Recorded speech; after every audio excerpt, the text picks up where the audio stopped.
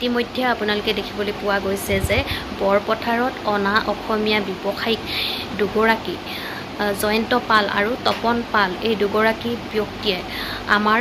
জাতীয় সংগঠনৰ কাৰ্যালয়খন সম্পূৰ্ণৰূপে বন্ধ কৰিবলৈ চেষ্টা কৰিছে আৰু ৰুমটো দখল কৰিবলৈ চেষ্টা কৰা দেখিবলৈ পোৱা গৈছে আৰু আমাৰ ইয়াত জাতীয় সংগঠনৰ দলে ওলাই আহি তেওঁলোকক প্ৰশাসনক খবৰ দিয়ে আৰু তেওঁলোক দুগৰাকীয়ে তপন পাল আৰু জয়ন্ত পালে অসমীয়া জাতিটোক অপমান কৰি কেনেকৈ গালি পাৰিছে আপোনালোকে নিজ কাণেৰে এবাৰ শুনক আৰু আৰক্ষী প্ৰশাসনে এই দুগৰাকী ব্যক্তিক গ্ৰেপ্তাৰ কৰি লৈ যোৱা ভিডিঅ'ত দেখিবলৈ পোৱা গৈছে আৰু আপোনালোকক মই এই ভিডিঅ' ফুটেজ